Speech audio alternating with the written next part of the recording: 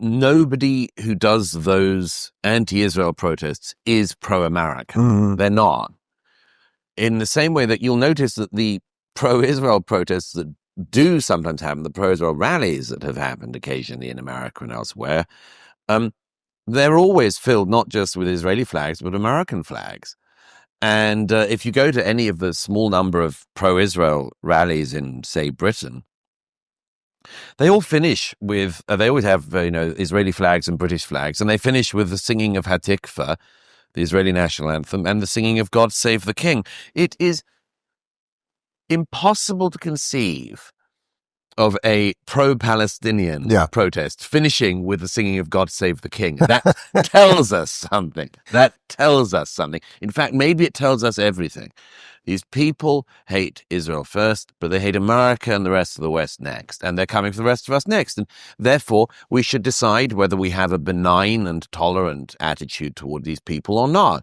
And I think we should not have a benign attitude towards them, and we should not be overly tolerant of them either.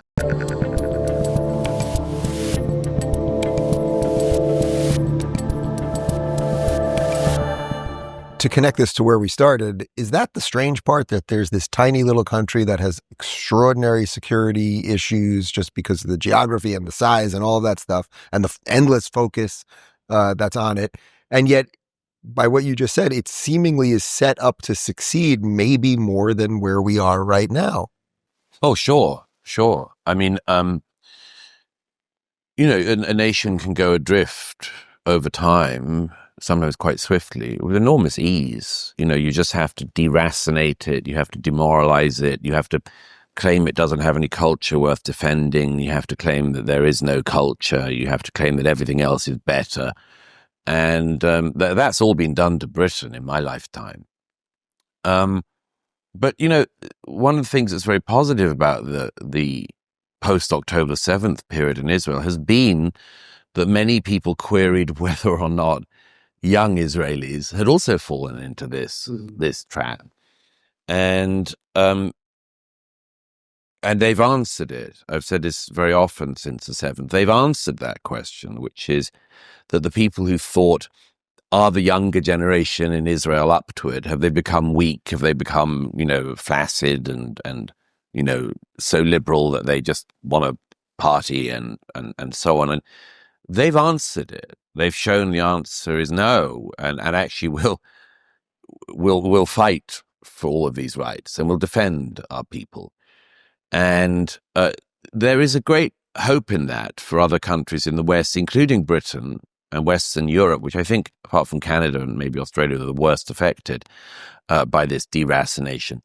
They have actually shown that, maybe people in these other Western countries can step forward too. Maybe they realize that there's stuff they have that's worth defending. They have stuff that's worth fighting for.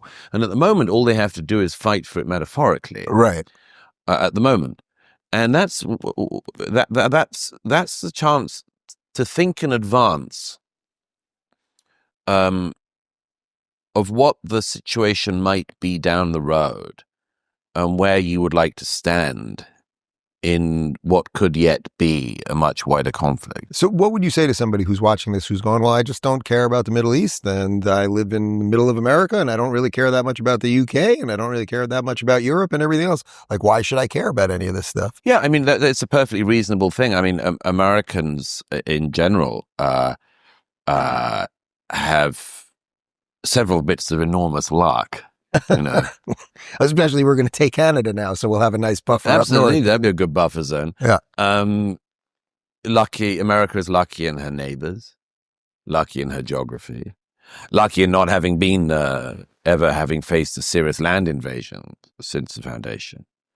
And so for most Americans, the situation of Israel, for instance, in being invaded and with two death cults trying to actually annihilate it simultaneously from the north and from the south, seems a world away. I mean, there's lots of reasons to care about abroad, even if you're, not that interested in it. But I would say the main one for Americans I try to bring across in Democracies and Death Cults is clearly this isn't just about Israel.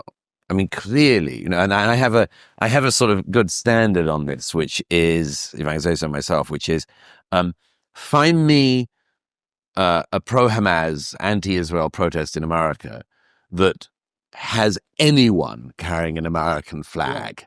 Find me a protest of that ilk that ever finishes with the singing of the Star-Spangled Banner. Right. There hasn't been one. There never will be one. Or how about if it was a pro-Palestinian protest, then someone condemning Hamas, let's say, and at least saying that, right, you'd get lynched. There's a brave young Iranian in London who occasionally turned out the anti-Israel protests with a sign saying Hamas is a terrorist organization, which is a designation by almost all Western governments. And every single time the pro-Palestinian protesters attacked him physically. And that should tell us something about this movement. But just to go back to this thing, nobody who does those anti-Israel protests is pro-American. Mm-hmm. They're not. In the same way that you'll notice that the pro-Israel protests that do sometimes happen, the pro-Israel rallies that have happened occasionally in America and elsewhere, they're always filled not just with Israeli flags, but American flags.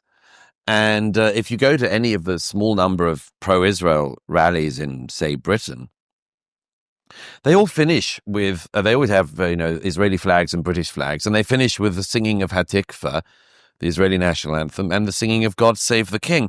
It is impossible to conceive of a pro-Palestinian protest finishing with the singing of God Save the King. That tells us something. That tells us something. In fact, maybe it tells us everything.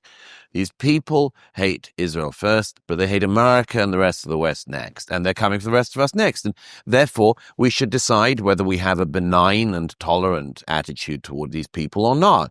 And I think we should not have a benign attitude towards them, and we should not be overly tolerant of them either. So how do you defeat a death cult then? Because the meme out there, at least on the left, is something like, well, you can't defeat an idea anyway.